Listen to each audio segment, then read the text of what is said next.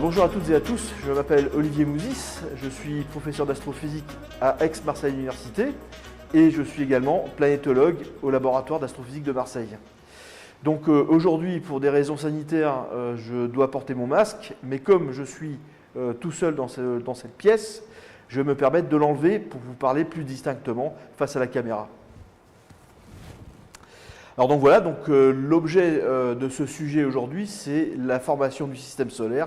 Nous allons voir quel est le contexte qui a donné lieu à la formation des planètes qui nous environnent, toutes les planètes qui tournent autour du Soleil. Alors le système solaire, la formation, c'est quelque chose qui a démarré il y a très très longtemps, il y a plus de 4,5 milliards d'années, et à cette époque le Soleil n'existait pas, et donc du coup nous étions dans la galaxie, dans un milieu interstellaire, qui était rempli de gaz et de poussière. Et ce qui s'est passé, c'est qu'en fait, lorsque les étoiles naissent et meurent, elles engendrent des ondes de choc dues à leur explosion, l'explosion des supernovas. Et ces ondes de choc vont,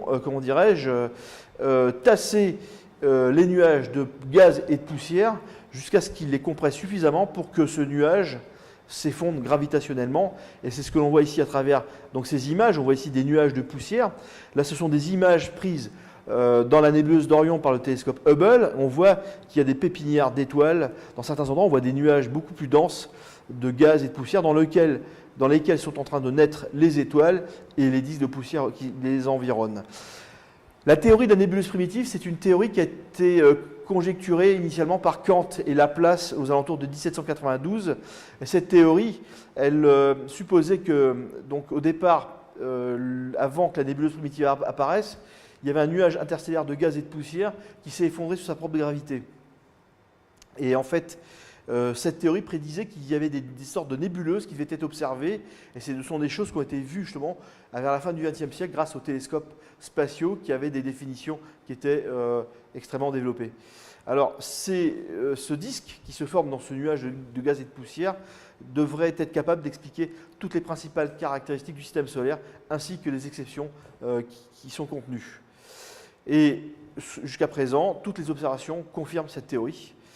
On voit aujourd'hui des disques dans certains environnements, comme ici par exemple dans la nébuleuse d'Orion, on voit des proplides, ces espèces de disques de gaz autour d'étoiles. Donc on voit ces espèces de densités sombres de matière qui sont clairement les berceaux de la matière primitive à partir de laquelle les corps planétaires se formeront autour de l'étoile.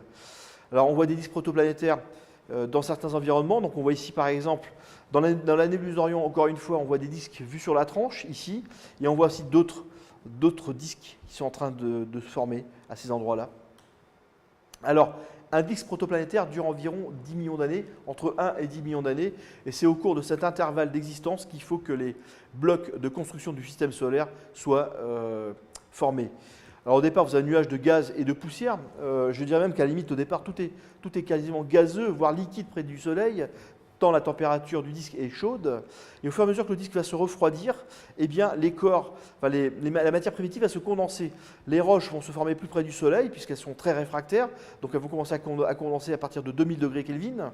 Et au fur et à mesure que la température du disque va refroidir, eh bien, les éléments moins réfractaires vont commencer à se former. Et à partir d'une certaine distance à l'étoile, eh bien, on peut même avoir de la glace qui se forme.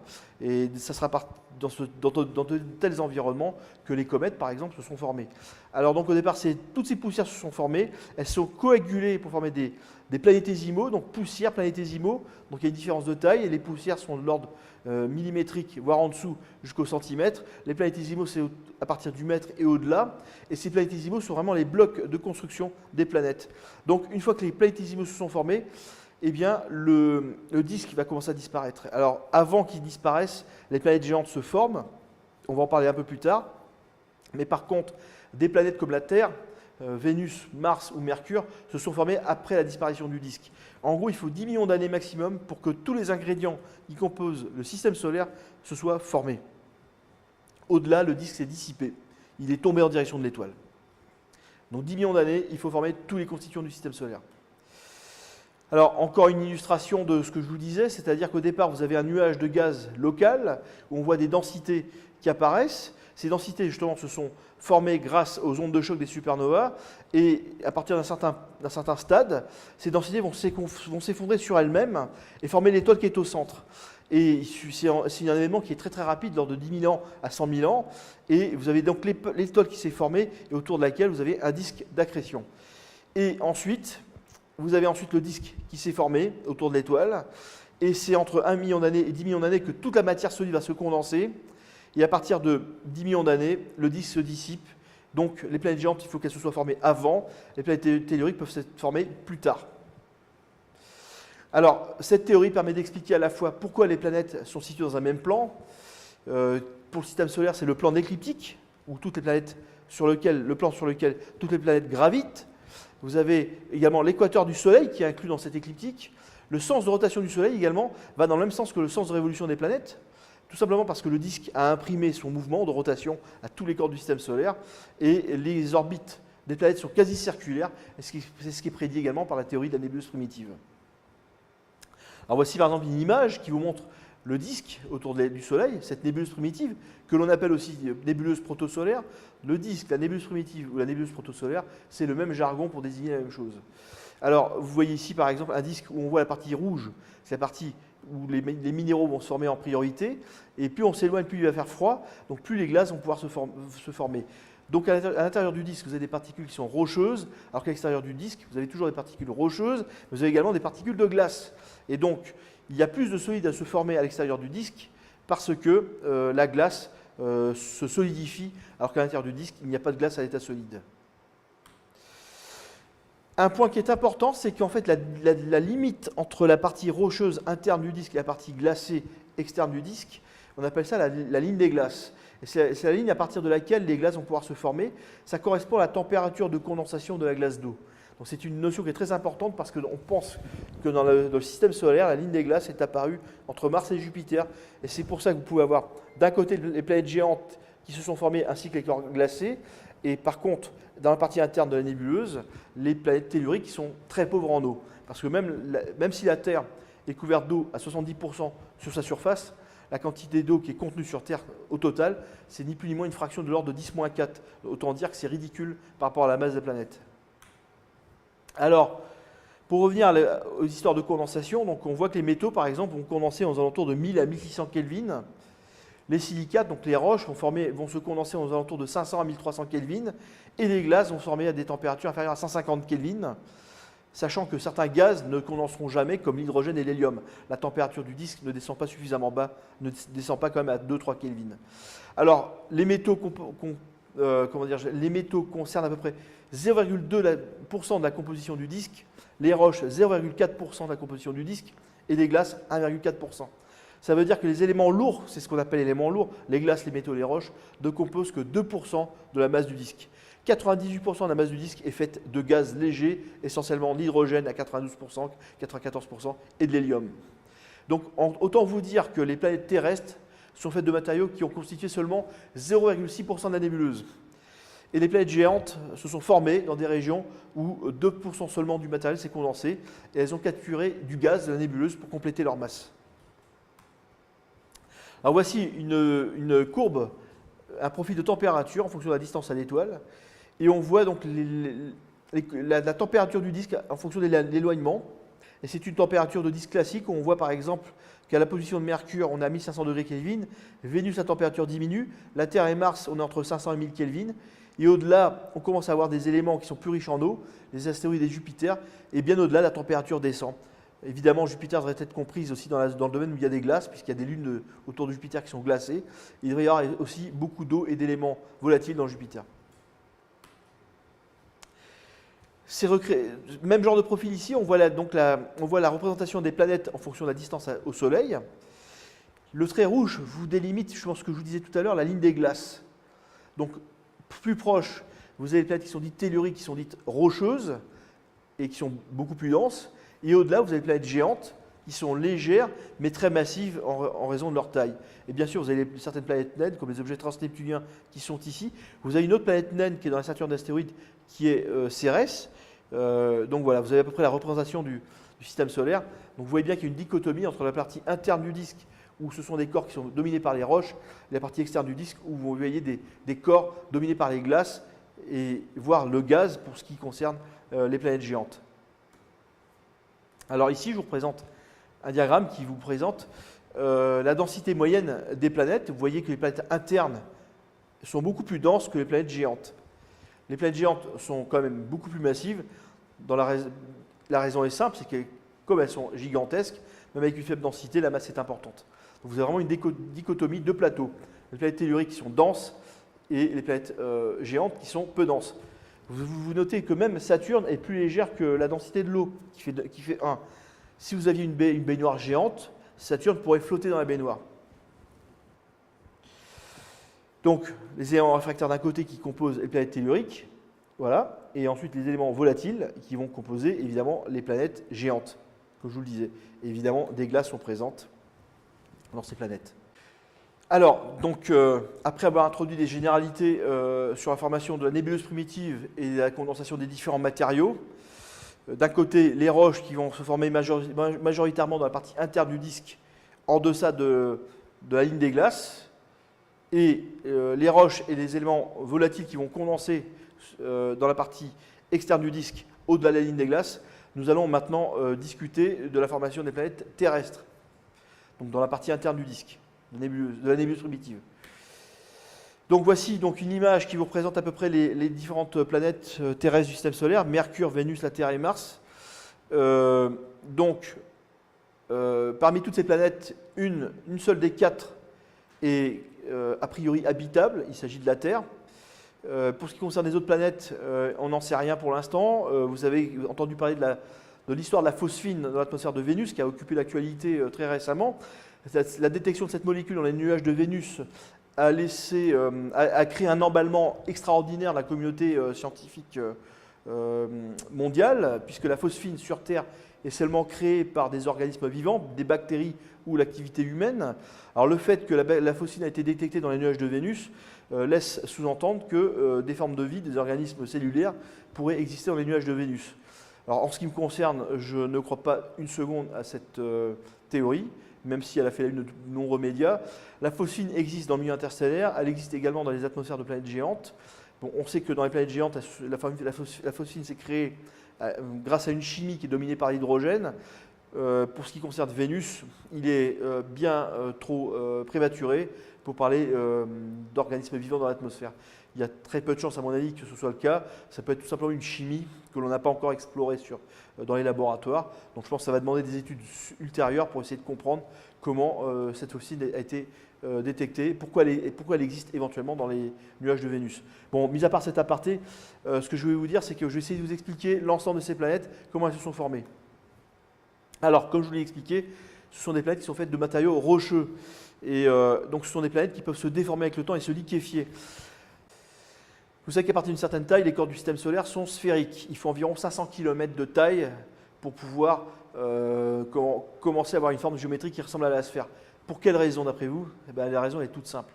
Vous avez deux forces qui sont en compétition lorsque les corps se forment. Vous avez la gravité, les forces de gravitation du corps, qui font que tous les matériaux sont attirés vers le centre. Vous avez aussi également une autre force qui va s'opposer, c'est les forces de cohésion de la matière. Donc ça veut dire que plus la matière va être dure, plus elle va être difficile à remodeler à cause de la gravité. Eh bien, on estime que pour le cas des roches, il faut environ 500 km de diamètre pour que la roche, sa force de cohésion, se laisse modeler, soit dominée par la gravité. On sait que la sphère, c'est la forme qui minimise l'énergie potentielle de gravitation. Donc tout corps dans l'univers tend à se former sous forme de sphère si sa dimension est suffisamment importante. Et c'est pour ça que dans le système solaire, vous avez des astéroïdes qui ont des formes assez chaotiques, comme les comètes. Mais par contre, vous noterez que les plus gros astéroïdes commencent à être sphériques. C'est le cas de Cérès, par exemple, qui fait 1000 km de diamètre. Donc, les corps, quand ils se sont formés dans le système solaire, les planètes telluriques, elles étaient chaudes, elles étaient en fusion. C'était ni plus ni moins une boule de magma. Et ce chauffage a été tout simplement engendré par l'énergie d'accrétion de la planète. Donc en fait, il y a eu des planétésimaux qui sont accrétés entre eux avec une vitesse telle que ça a créé donc, ce chauffage. Donc les corps au départ, ils sont magmatiques, ils sont vraiment fluides. Ils se refroidissent avec le temps. Alors évidemment, il y a aussi une chaleur résiduelle, c'est le chauffage radiogénique qui va durer très longtemps. C'est la raison pour laquelle la Terre n'est pas totalement froide. Il y a d'une part l'insolation du Soleil, le rayonnement solaire. Vous avez aussi l'énergie interne qui est liée au chauffage radiogénique. Et donc, ce chauffage qui est lié donc, au refroidissement de la planète après son accrétion a des répercussions sur plusieurs aspects. la structure interne de la planète, ses caractéristiques de surface, la présence d'une atmosphère, d'un champ magnétique et également la présence ou non d'eau. Alors, il y a un effet qui est très important, c'est la différenciation, on observe ça donc pour toutes les planètes internes du système solaire. La différenciation, c'est quoi? C'est qu'en fait, les éléments les plus lourds vont percoler en direction du centre de la planète. C'est un peu comme l'histoire de la vinaigrette, où vous avez un mélange d'huile et de vinaigre, vous la mélangez, vous voyez que c'est un mélange homogène, vous la reposez sur la table, vous attendez 1 heure, vous allez voir que vous aurez une différenciation, vous aurez le vinaigre qui aura stagné vers le fond et l'huile qui sera remontée. Et la raison pour laquelle cet effet s'est créé, c'est ni plus ni moins la différence de densité entre le vinaigre et l'huile. Le vinaigre pesant plus lourd, il va tomber au fond. Eh bien, cette différenciation, on l'observe pour toutes les planètes internes du système solaire, Mercure, Vénus, la Terre, Mars. Alors, c'est même plus complexe que ça, puisque il existe plusieurs couches autour du noyau, pour le cas de la Terre par exemple, qu'on connaît assez bien. Donc on sait que le noyau est essentiellement métallique. Eh bien, la partie interne du noyau est solide, alors que la partie externe serait plutôt liquide. Et c'est grâce à cette partie externe qui est liquide dans le noyau que les particules ferreuses sont en mouvement et créent un champ magnétique autour de la Terre. Donc, vous voyez, cette histoire de différenciation nous a permis de générer un champ magnétique pour ce qui concerne la Terre. Le manteau qui est au-dessus du noyau, c'est une couche intermédiaire, donc avec des matériaux qui sont rocheux et qui ont parfois partiellement fusionné. Et à la surface du noyau, vous avez également une croûte qui concerne des roches de faible densité, et c'est sur laquelle que nous habitons. Nous sommes au-dessus de la croûte de la Terre. Voici par exemple une vue de très près de la structure interne de la Terre. Vous avez donc le cœur interne, c'est le noyau, c'est la même chose, qui est solide, le cœur externe qui est liquide, le manteau qui est tout autour. Ensuite, vous avez l'asténosphère, le manteau rigide, et enfin la croûte continentale ou la croûte océanique.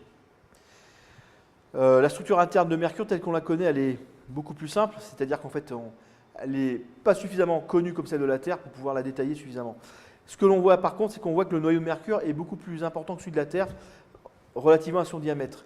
Et ça pourrait expliquer pourquoi Mercure est plus dense que la Terre. Si le noyau ferreux est plus important, ça peut expliquer pourquoi la planète est plus dense que la Terre. Une autre catégorie d'objets, ce sont les satellites de glace autour de Jupiter. Et on voit que ces satellites de glace sont aussi différenciés. Vous avez vu par exemple dans le cas de Io, vous avez un noyau métallique entouré d'un manteau rocheux et d'une fine croûte de silicate. Dans le cas d'une autre lune de Jupiter, vous avez par exemple un noyau métallique, un manteau rocheux et ensuite une couche de glace très épaisse. L'objet qui va nous intéresser autour de Jupiter, il s'agit de la lune Europe. Vous avez un noyau métallique, un manteau de silicate qui serait environné d'une couche d'eau liquide. Alors ça c'est très intéressant parce qu'une couche d'eau liquide dans l'Europe, ça pourrait se comporter comme l'océan Arctique où vous avez donc la mer qui est en dessous d'une couche de glace. Et on pense que c'est la même chose que pour Europe. Vous avez un océan liquide qui serait a priori en contact d'un côté avec le manteau rocheux et de l'autre côté avec de la glace, celle qui est en surface. Donc toutes les photos que vous voyez d'Europe, vous voyez des espèces de couches de glace qui flottent sur l'océan liquide.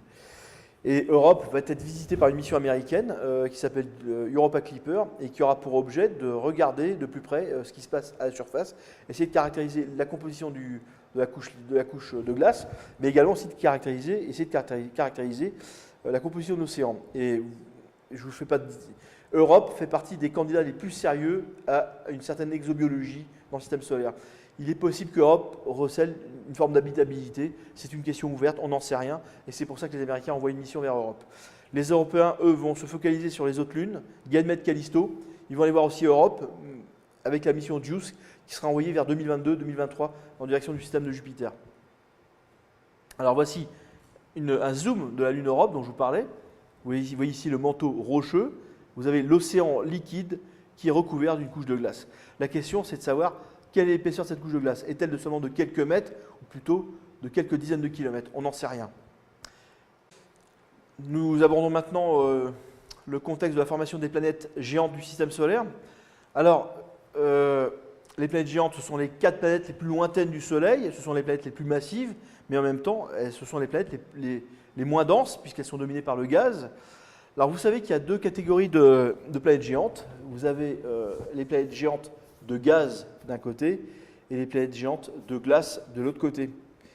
Je pense que c'est un sujet qui est même pas… Enfin, la distinction entre géante de gaz et géante de glace, je pense que ça ne figure toujours pas dans les manuels scolaires du lycée.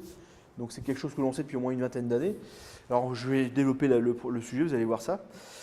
Donc comment se sont formées les planètes géantes? Alors au départ, vous avez un noyau solide qui se forme, un noyau de plusieurs masses terrestres. Alors c'est un mode de formation qui est un peu analogue à celui de la Terre. Donc vous avez des grains qui se condensent, qui vont s'agglomérer pour former des planétésimaux. Et ces planétésimaux vont s'agglomérer entre eux, vont s'accréter pour former un noyau solide.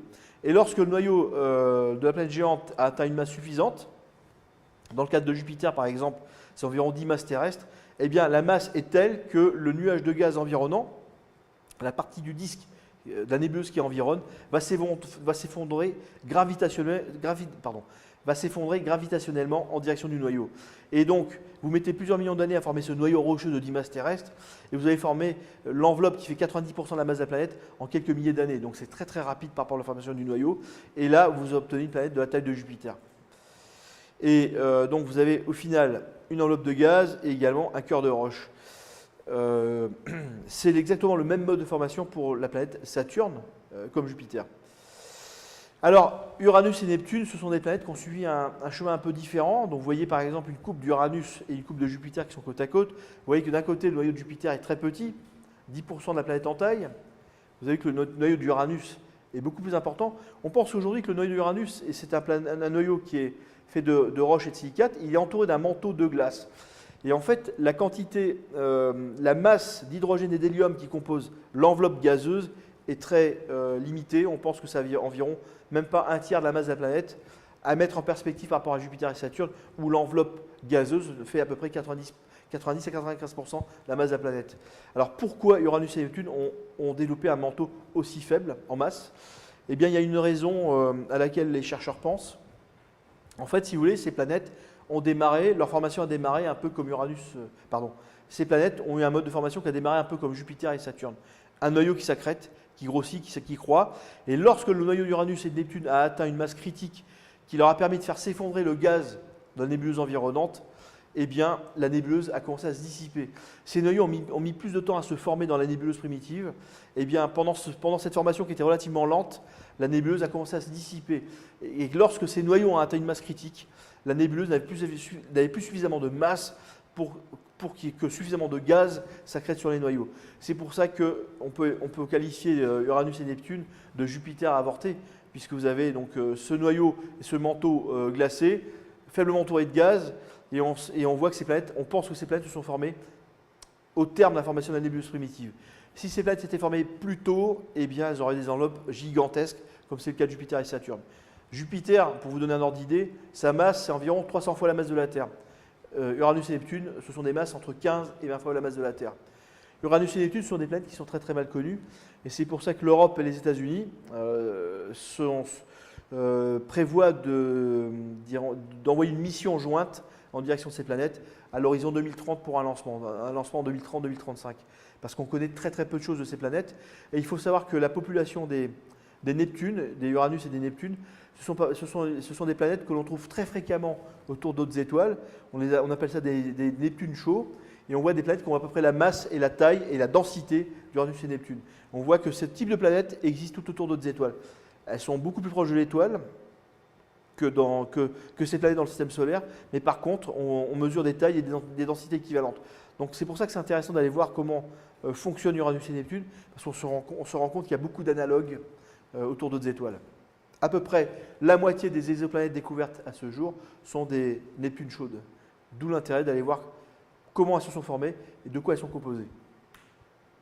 Alors, je vais vous parler aussi des planètes naines, puisqu'on en parle souvent.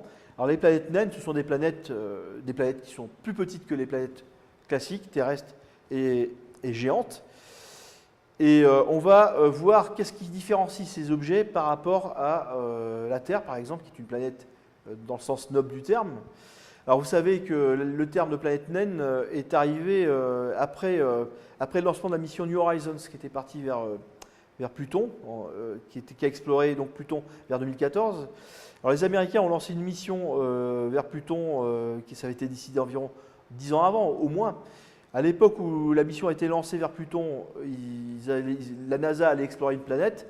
Et manque de bol pour les Américains, au cours du voyage vers Pluton, le statut de planète qu'avait Pluton a été annulé et on l'a qualifié après de planète naine.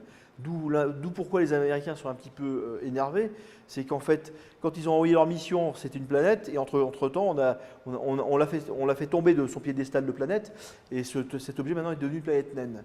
Alors, quelle est la différence entre une planète et une planète naine? On va l'aborder ici. Alors, les planètes naines sont des objets qui sont les suivants. Pour être une planète naine, il faut graviter autour du Soleil. Donc Pluton, c'est le cas.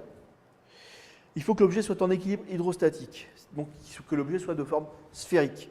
C'est le cas pour Pluton. Donc ça veut dire qu'il faut que la planète naine soit suffisamment massive pour avoir cette forme sphérique idéale. Et c'est là le troisième critère qui ne va pas pour les planètes naines. Les planètes naines sont des corps qui satisfont aux deux premières propriétés, mais par contre qui n'ont pas dégagé le voisinage de leur orbite. Donc ça veut dire qu'en gros, une planète comme Pluton ne domine pas son environnement gravitationnel. Pour preuve, c'est que par exemple Pluton subit les perturbations gravitationnelles de Neptune, qui elle, pour le coup, est une vraie planète. Et donc voilà, c'est ce qui différencie Pluton d'une vraie planète. Un autre exemple de planète naine, vous avez Cérès, qui est le plus gros astéroïde de la ceinture principale. Eh bien, Cérès est sphérique, il fait 1000 km de taille, mais par contre, il ne perturbe pas du tout les astéroïdes qui gravitent tout autour, puisque le nuage de la ceinture d'astéroïdes n'est pas du tout perturbé par l'orbite n'est pas du tout perturbé par la présence de Cérès. Donc vous voyez, donc il y aurait potentiellement des milliers de planètes naines dans le système solaire, dont la plupart seraient situées bien au-delà de l'orbite de Pluton, et on n'a pas fini de les découvrir. Donc un exemple de planète naine aujourd'hui, donc vous avez Cérès qui a été découverte en 1801, diamètre 950 km, Pluton découverte en 1930 par Clyde Tombaugh en Arizona aux États-Unis, diamètre 2300 km, et vous avez ensuite des objets transneptuniens qui sont des objets analogues à Pluton, mais qui sont encore situés beaucoup plus loin, qui ont été découverts 2004, 2005, 2005, qui ont des diamètres de l'ordre de 2000 km, 1900 km, 2400 km. Donc vous voyez, il y a énormément de planètes naines dans le système solaire. Merci.